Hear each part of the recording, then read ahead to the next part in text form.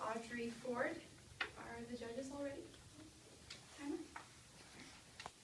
Who doesn't love a good superhero story?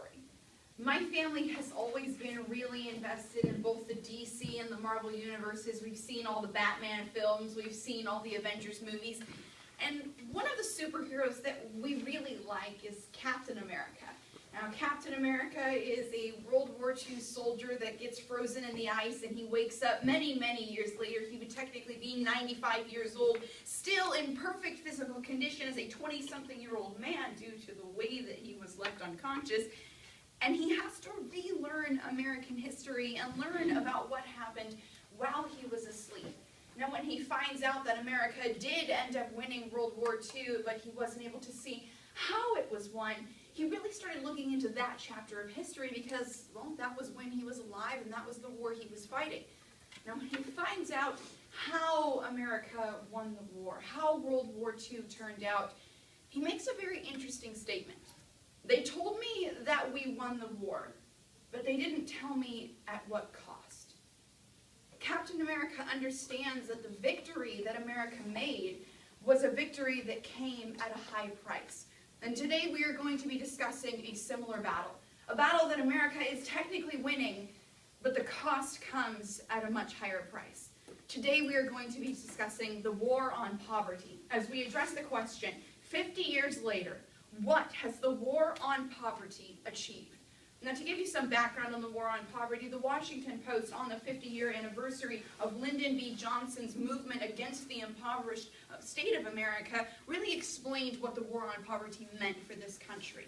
They explained that the war on poverty established Social Security expansion so that numerous groups of people previously unable to get Social Security would be able to sign up for the program and receive the benefits. They then discussed the idea that food stamps were established during this period, that it also established the Job Corps, VISTA, and the Office of Economic Opportunity that made the Head Start program that still exists today. It also established the Elementary and Second Education Act that currently is known as the No Child Left Behind policy, and it established 92 other federal programs that were all dedicated to helping the poor in America, getting them a job, and trying to cure poverty in this country. And now we've reached the 50-year anniversary, so people are asking, did the program work? Now, my answer to the question is that 50 years later, the war on poverty has achieved a decrease in overall poverty in America, but it hurt the poor in every other way. And we're going to be seeing this in 2 points. First, we will be discussing the success that the war on poverty had, the fact that it did indeed decrease poverty in America. But then we have to talk about the image that it made for the poor and what it means for the poor now. So let's jump into the first point, discussing the successes that the war on poverty has had 50 years later. The House of Representatives Committee on the Budget explained that currently the war on poverty programs are responsible for $799 billion of federal spending just in this department in particular. It is responsible for 92 federal programs that still exist, though some of the older programs that were originally created 50 years ago have been phased out and given other names and things like that. And they quoted, rather than provide a roadmap out of poverty, Washington has created a complex web of programs that are often difficult to navigate. However, the Washington Post then explained that the poverty rate has gone from a drastic 26% of people being extremely impoverished, living on about $2 a day, to only 16%, and that the poor in America are now healthier, they are better fed, and they have a better quality of life.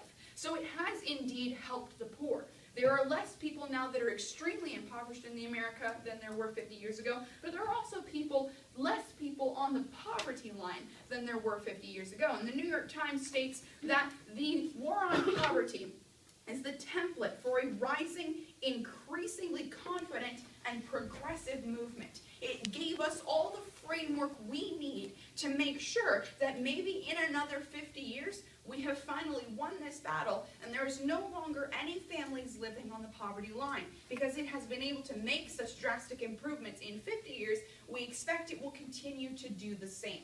So yes, It achieved its main goal of getting people out of poverty. Now people in America that are impoverished have access to medicine, food, and education that they would not have been able to get 50 years ago. So it worked in that sense. But at what cost? And the fact of the matter is the cost is great because of the image that it left behind for people that are impoverished. USA Today explained on April 17th that Tom Fletcher, who was the man that Time magazine made the poster child for the war on poverty, he was the man that Lyndon B. Johnson visited and said, "People like you are the people I want to help," had his life devastated by the program because he became a greedy man. He started to use his children for insurance claims, and he started abusing the system so that he wouldn't actually have to work anymore, and he could just live off of disability and welfare and Social Security. Acton Institute explained that the program has dramatically decreased dependency on the federal government among the impoverished in America. And in one county in particular in Kentucky, 47% of the income earned by people in that county comes from Social Security, disability, food stamps, and other programs, and this statistic is reflected in every other severely impoverished region in America. The poor now rely on the government, and they don't work anymore, and they're not actually taking care of their children. They're just waiting for the government to give them food stamps so that they can go and get the food that's on those stamps. Now, this isn't true for everyone, but the statistics show that it has made a very bad image for the poor, as explained by Mountain News, that went and visited the town that 50 years ago Lyndon B. Johnson went to and gave his famous State of the Union address talking about the war on poverty. And this town in particular stated that they are now viewed as dirty, unhealthy, and uneducated because of the war on poverty and the image that it left for the poor.